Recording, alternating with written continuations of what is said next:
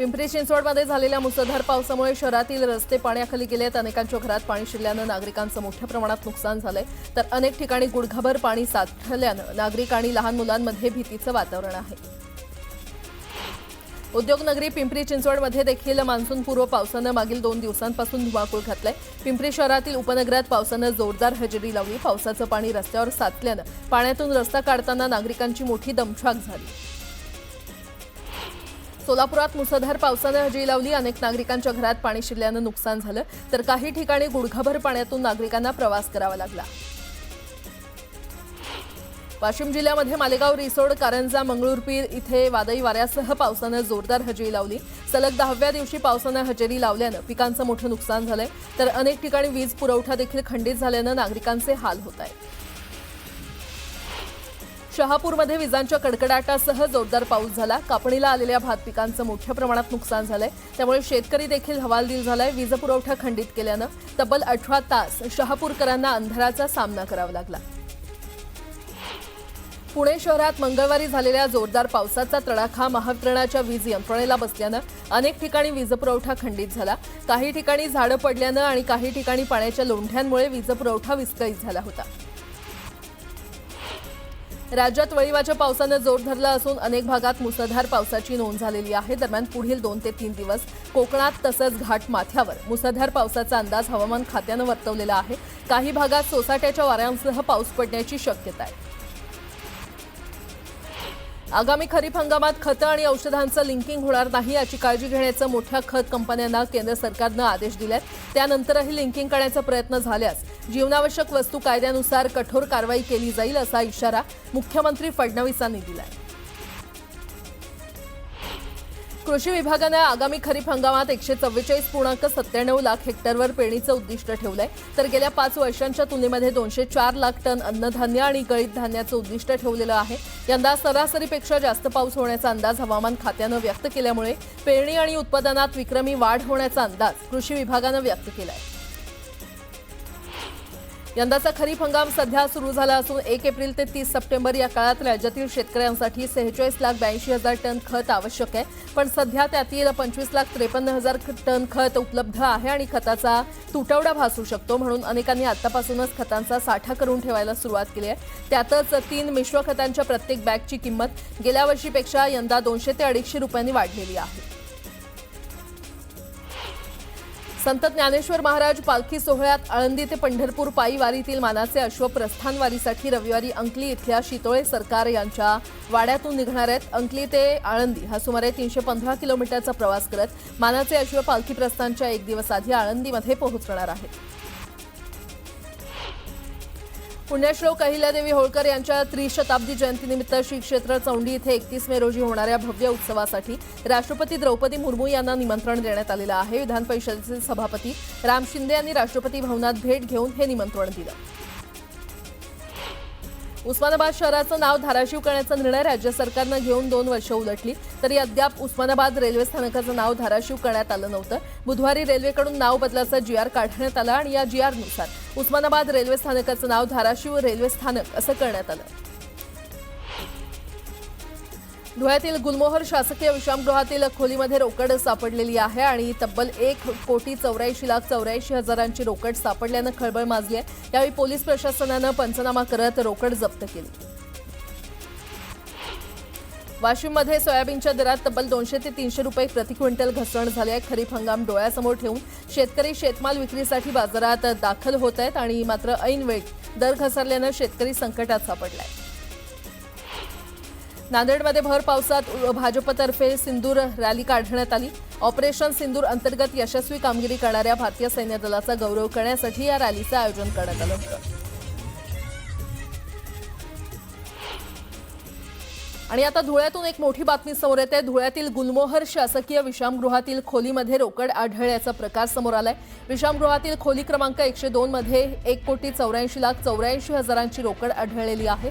विधानमंडळ अंदाज समितीला देण्यासाठी खोली क्रमांक 102 मध्ये 5 कोटी रुपये ठेवण्यात आल्याचा आरोप माजी आमदार अनिल गोटे यांनी केला, तर खोलीची तपासणी करण्याची मागणी करत गोटेंनी 5 तास ठिय्या आंदोलन केलं। अखेरीस पोलीस, महसूल आणि सार्वजनिक बांधकाम विभागाच्या अधिकाऱ्यांच्या उपस्थितीमध्ये पंचनामा करत खोलीची झडती घेण्यात आली। खोलीमध्ये तब्बल 1,84,84,00,000 रुपयांची रोकड आढळल्यानं खळबळ माजली आहे.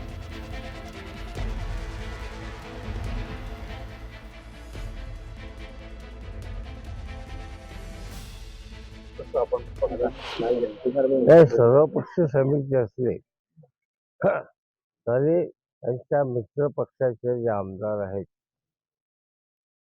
अर्जुनराव खोतकर हे या समितीचे अध्यक्ष आहेत.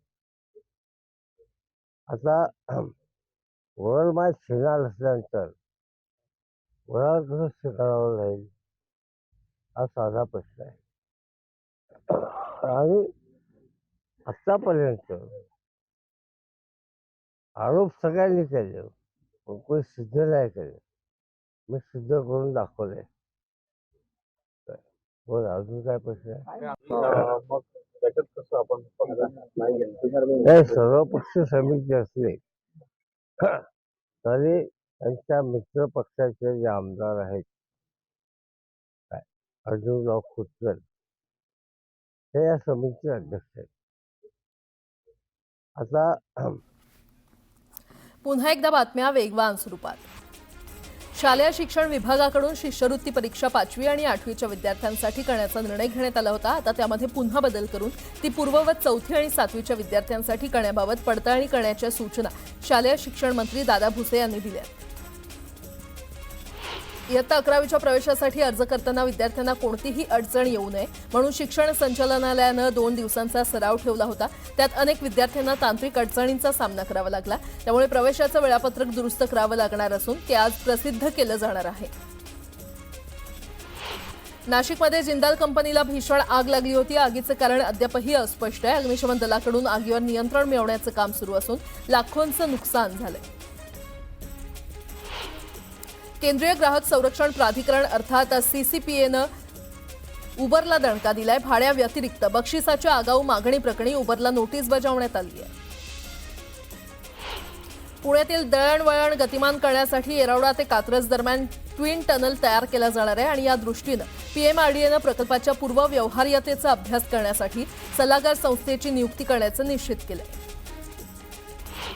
पश्चिम रेल्वेवरील लोकल सेवा बुधवारी सकाळपासून कूर्मगतीनं धावत होती. परिणामी नोकरदारांना कार्यालयामध्ये पोहोचण्यास विलंब झाला. अनेक लोकल 20 ते 30 मिनिटं विलंबानं धावत होत्या. पश्चिम रेल्वेच्या बिघडलेल्या वेळापत्रकाबाबत प्रवाशांनी संताप व्यक्त केलाय. मुंबईतील 96 अतिधोकादायक इमारतींची यादी म्हाडानं जाहीर केली आहे. या इमारतीमध्ये एकूण 3162 रहिवासी राहतात. या इमारती रहिवाशांना रिकाम्या कराव्या लागणार आहेत. रहिवाशांनी सुरक्षेच्या नियमांचं पालन करावं आणि कार्यवाहीला सहकार्य करावं असं आवाहन करण्यात आलंय. मुंबईतील रस्त्यांच्या सिमेंट काँक्रिटीकरणाची कामं अंतिम टप्प्यात आलेली असून सिमेंट काँक्रीट ओतण्याचं काम 20 मे पासून बंद करण्यात आलेलं आहे. रस्ते काँक्रिटीकरणाची कोणतीही नवीन कामं सुरू करू नयेत आणि सुरू असलेली सर्व कामं 31 मे पूर्वी सुरक्षित अवस्थेमध्ये आणावीत असे निर्देश पालिका प्रशासनानं दिलेले आहेत. कंत्राटदारांनी ज्या पद्धतीनं रस्त्यांच्या कामाचं नियोजन करायला हवं होतं ते केलेलं नाही. जे कंत्राटदार काम करत नाही त्यांच्यावर दामदुप्पट दंड आकारा असे निर्देश उपनगरचे पालकमंत्री अॅडव्होकेट आशिष शेलार यांनी मुंबई महापालिका प्रशासनाला दिले. बोगस बियाण्यांना चाप बसवण्यासाठी मुख्यमंत्र्यांनी मोठा निर्णय घेतलाय. जिल्हाधिकाऱ्यांनी लिंकिंगबाबत कडक निर्देश दिलेत. कंपन्या सक्ती करत असल्यास कंपन्यांवर कारवाई करा असे निर्देश मुख्यमंत्र्यांनी दिलेत. उपमुख्यमंत्री अजित पवार मंत्रालयातील बैठक संपवून देवगिरी बंगल्यावर जायला निघाले तेव्हा त्यांची कार आणि सुरक्षा रक्षकाचा ताफा तयार नव्हता. अजित पवार जवळपास 10 मिनिटं कारची वाट पाहत तात्काळ उभे होते. कार न आल्यानं अजित पवारांनी सुरक्षा रक्षकांची चांगलीच खरडपट्टी काढली. तर शेवटी वैतागून अजित पवार सुरक्षेसाठी असणाऱ्या पोलिसांच्या कारमधूनच देवगिरीवर निघून गेले. महाविस्तार एआय ॲपचं मुख्यमंत्र्यांच्या हस्ते उद्घाटन पार पडलं. राज्य सरकारकडून शेतकऱ्यांसाठी अधिकृत ॲप तयार करण्यात आलं असून एआयच्या माध्यमातून शेतकऱ्यांना मदत केली जाणार आहे. माजी मंत्री सिद्धराम म्हेत्रे यांनी काँग्रेसची साथ सोडली आहे. येत्या 31 तारखेला उपमुख्यमंत्री एकनाथ शिंदे यांच्या उपस्थितीमध्ये शिवसेनेमध्ये ते प्रवेश करणार असल्याची माहिती आहे. काँग्रेस नेते विजय वडेट्टीवार यांनी ऑपरेशन सिंदूरवरून वादग्रस्त वक्तव्य केलंय. शत्रू राष्ट्राच्या 15,000च्या ड्रोनसाठी 15 लाखांचे मिसाईल डागले असं विजय वडेट्टीवार म्हटलंय. तसंच युद्धात आपलं किती नुकसान झालं, आपल्याला किती राफेल विमानांचं नुकसान झालं असे प्रश्न विचारणं यात काही चुकीचं आहे का असा सवाल वडेट्टीवार यांनी केलाय. महाराष्ट्रात अवकाळी स्वरूपाचं वातावरण असतानाच हे सरकार देखील महाराष्ट्रात अवकाळी आहे. मतदार याद्या फुगवून आणि वाममार्गानं हे सरकार बसलेलं आहे, अशा शब्दात काँग्रेस प्रदेशाध्यक्ष हर्षवर्धन सपकाळ यांनी महायुती सरकारवर निशाणा साधला. श्रीरामपूर बाजार समितीमध्ये मोठी राजकीय उलथापालथ झालेली आहे. विखे समर्थक विद्यमान 9 संचालकांनी दुय्यम निबंधकांकडे आपले राजीनामे सुपूर्द केलेत. त्यामुळे सत्ताधारी ससाणे गट अल्पमतात आलेला आहे. ससाणे आणि मुरकुटे गटाच्या 2 संचालकांनी विखे पाटलांना पाठिंबा देत राजीनामा दिल्यानं बाजार समितीवर प्रशासक नेमला जाण्याची शक्यता आहे. छत्तीसगडमध्ये माओवाद्यांविरोधात मोठी कारवाई करण्यात आली आहे. कारवाईमध्ये 30 माओवाद्यांचा खात्मा करण्यात आलाय. तर 6 कोटींचं बक्षीस असलेला माओवादी बसव राजू हा देखील चकमकीत ठार झालाय. या कारवाईबाबत पंतप्रधान मोदी आणि गृहमंत्री अमित शहा यांनी सैन्याचं कौतुक केलंय. महाराष्ट्राच्या सीमेपासून 15 किलोमीटर अंतरावर झालेल्या छत्तीसगडच्या हद्दीतील चकमकीचा लाईव्ह थराराचा व्हिडिओ न्यूज 18 लोकमतच्या हाती लागलाय. या व्हिडिओमध्ये बंदुकीच्या गोळ्यांचा आवाज स्पष्टपणे ऐकू येतोय. वसई विरार महानगरपालिकेच्या हद्दीतील कंपन्यांनी वाढीव अतिक्रमणांविरोधात बेमुदत तिरडी धरणे आंदोलन केलं. यावेळी पालिका आयुक्तांच्या सुरक्षा रक्षकांनी उपोषणकर्त्यांसोबत हुज्जत घातली. याचा व्हिडिओ सध्या व्हायरल होतोय. देशातील पहिला हायस्पीड रेल्वे प्रकल्प म्हणून ओळखला जाणारा मुंबई ते अहमदाबाद बुलेट ट्रेनचा मार्ग भिवंडी तालुक्यातील ग्रामीण भागातून जातोय. मात्र यामुळे स्थानिक पातळीवर अनेक समस्या उद्भवत असून त्याविरोधात भरोडी ग्रामस्थांनी उग्र निदर्शनं करत आंदोलन केलं. कल्याणमध्ये धोकादायक इमारतीचा स्लॅब कोसळून 6 जणांचा दुर्दैवी मृत्यू झालाय. त्यामुळे अनधिकृत आणि धोकादायक इमारतींचं शहर म्हणून ओळख असलेल्या उल्हासनगर शहरातील धोकादायक इमारतींचा प्रश्न ऐरणीवर आलाय. कल्याण पूर्वेकडील चिकणीपाडा परिसरातील सप्तशृंगी इमारतीच्या 4थ्या माळ्यावरील स्लॅब कोसळला. इमारत दुर्घटनेमध्ये 6 जणांचा मृत्यू झालाय, तर 6 जण जखमी झाले. घरमालक कृष्णा चौरस या विरोधात गुन्हा दाखल करत त्याला बेड्या ठोकण्यात आल्या. राज्यात मराठा तरुणांना रोजगार निर्मितीसाठी अण्णासाहेब पाटील आर्थिक विकास महामंडळाच्या माध्यमातून कर्ज दिलं जातं आणि या महामंडळानं तब्बल 1 लाखाहून अधिक बेरोजगार तरुण व्यावसायिकांना कर्ज दिलं. महामंडळांचं कर्ज आणि व्याज परतावा मिळवून देण्याच्या नावाखाली हजारो रुपये तरुणांकडून उकळत असल्याचा प्रकार समोर आलाय. या प्रकरणी महामंडळाचे अध्यक्ष नरेंद्र पाटील यांनी दखल घेत थेट पोलीस ठाण्यात तक्रार दाखल केली. शहापूर ते इगतपुरी समृद्धी महामार्गाच्या बोगद्याला फुगाले बोगदा असं नाव देण्यात यावं, ही मागणी स्थानिक ग्रामस्थांनी केली आहे. यासाठी शासन दरबारी पत्र व्यवहार करण्यात आलाय. महाराष्ट्र विधानमंडळाची अंदाज समिती धुळ्यामध्ये दाखल झाली आहे. या अंदाज समितीमध्ये एकूण 29 आमदारांचा समावेश आहे. यापैकी 10 आमदार सध्या धुळ्यामध्ये दाखल झाले आहेत. समितीमधील सदस्य धुळे आणि नंदुरबार जिल्ह्यातील विविध विभागांच्या विकास कामांचा आढावा घेणार आहेत.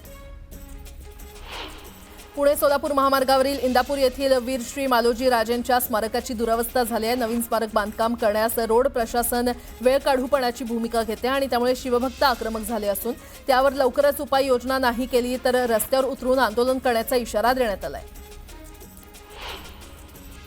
नागपूर जिल्ह्यातील रणाळा आणि उमरेड भागात अनधिकृत खतं आणि बियाणं विकणाऱ्यांवर कृषी विभागाच्या धडक पथकानं कारवाई केली आहे. लाखो रुपयांचे खत आणि बियाणे जप्त करण्यात आले. राहता तालुक्यातील कोल्हारी इथे बिबट्या वन विभागानं लावलेल्या पिंजऱ्यामध्ये जेरबंद झालाय. गेल्या 2 महिन्याच्या कालावधीत एकाच शेतकऱ्याच्या शेताच्या आजूबाजूला लावलेल्या पिंजऱ्यात हा जेरबंद होणारा 4था बिबट्या आहे. वर्ध्यामध्ये ई बाईकची परवानगी रद्द करण्याच्या मागणीसाठी ऑटो चालक मालकांनी उपप्रादेशिक परिवहन कार्यालयासमोर आंदोलन केलं. शासनानं ई बाईकला परवानगी दिल्यानं ऑटो चालकाच्या मिळकतीवर त्याचा परिणाम होणार आहे. ई बाईकची परवानगी रद्द करण्याच्या मागणीसाठी शहरासह ग्रामीण भागातील ऑटो चालकांनी आंदोलन केलं. ऑटो रिक्षा चालक मालक संघटनेनं जळगावमध्ये देखील आरटीओ कार्यालयासमोर आंदोलन केलं. ई बाईक टॅक्सी आणि पीएम ई बस सेवा सुरू करण्याचा निर्णय मागे घेण्याची मागणी करण्यात आली आहे. शेतकऱ्यांच्या कर्जमाफीसाठी काँग्रेसच्या वतीनं भव्य ट्रॅक्टर मोर्चा काढण्यात आला. काँग्रेसचे प्रदेशाध्यक्ष हर्षवर्धन सपकाळ यांच्या नेतृत्वामध्ये ट्रॅक्टर मोर्चा पार पडला. यावेळी खासदार बळवंत वानखेडे, माजी मंत्री यशोमती ठाकूर देखील उपस्थित होत्या.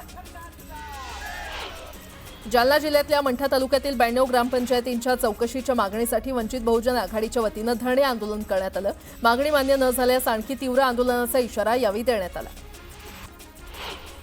भारतीय लष्कराच्या शौर्याला अभिवादन आणि राष्ट्रप्रेम जागवण्यासाठी शिवसेना आणि राष्ट्रप्रेमी नागरिकांच्या वतीनं अमळनेर शहरात भव्य तिरंगा रॅली काढण्यात आली. शिवसेना शिंदे गटाच्या वतीनं रॅलीचं आयोजन करण्यात आलं होतं.